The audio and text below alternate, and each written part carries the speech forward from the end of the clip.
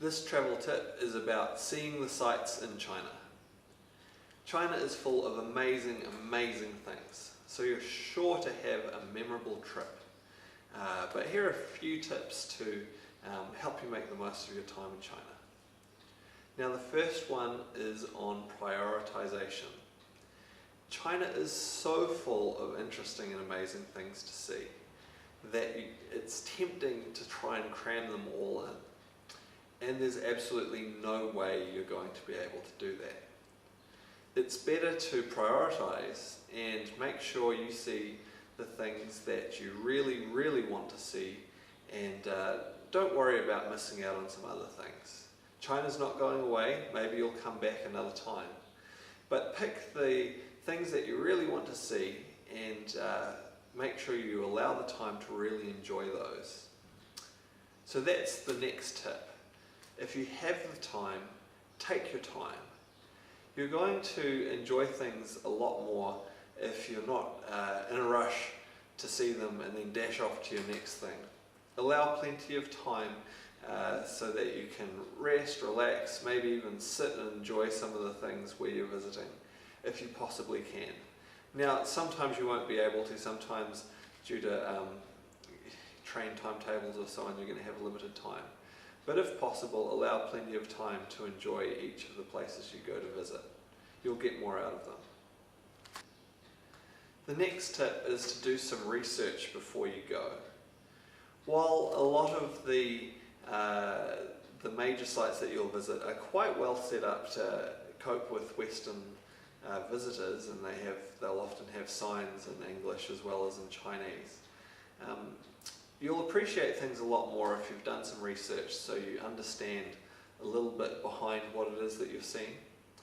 And it's pretty easy to look up some of the sites that you're going to go to and read a bit about them before you go, so you can understand and anticipate some of the things that you're going to see. Which leads to the next tip, which is about guides. At almost all major tourist sites there will be guides wanting to sell you their services. And so a couple of tips to do with guides. One, if you do choose to take a guide, you can negotiate the price generally down quite significantly from what they may first ask. But also think carefully about whether you do want a guide or not. My experience with guides is that they'll kind of tell you what they think you want to hear, and if you've done some research beforehand, you may be just as happy to look and observe things for yourself and come to your own sort of conclusions or enjoyment of what you're seeing. Sometimes the presence of the guide, it can be informative, but it can also be a bit irritating if you're just wanting to take your time and see things for yourself. So you can go either way on that. I guess case by case you can choose whether you want a guide at a particular site you're visiting or not. So the next tip is about temples. There are so many temples in China that this is an area it really pays to be selective about. It can be so tempting because so many of them sound amazing, and it can be tempting whenever you have a free moment to go, well, right, we'll visit another temple. The problem with this can be, unless you're a scholar on Chinese temples, they really quickly start to look very much the same after you've seen a couple of them. And you can start getting temple fatigue, as some people refer to it, and just feeling a bit jaded and not enjoying the experience. So I think it's far better to pick one or two really significant temples that you're interested in for specific reasons and really enjoy those, and maybe even avoid temples the rest of the time so you don't get overwhelmed and bored of the experience. So the next tip is to allow time for contingency plans. Things happen.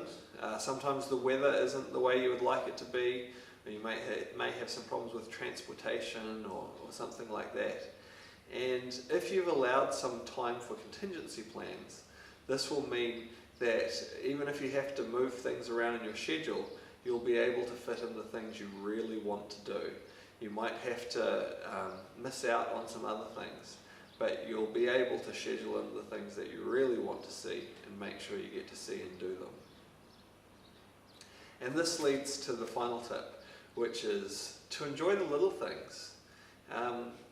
Don't try and cram in major activities into every moment of the day. And particularly if you have some contingency plans, or you've allowed some time for some contingency plans, you'll really easily find things to fill in that time that can be really enjoyable. And sometimes it's the little things that are actually the most enjoyable. Just spending some time relaxing and enjoying a park and seeing the different things that go on in the parks in China. Maybe finding some different places to eat and spending some time with that. If you don't allow that little bit of extra time, you're going to be too busy rushing from place to place to really enjoy some of these smaller things, which is one of the coolest things about being in China, I think, often is experiencing some of those small little local attractions.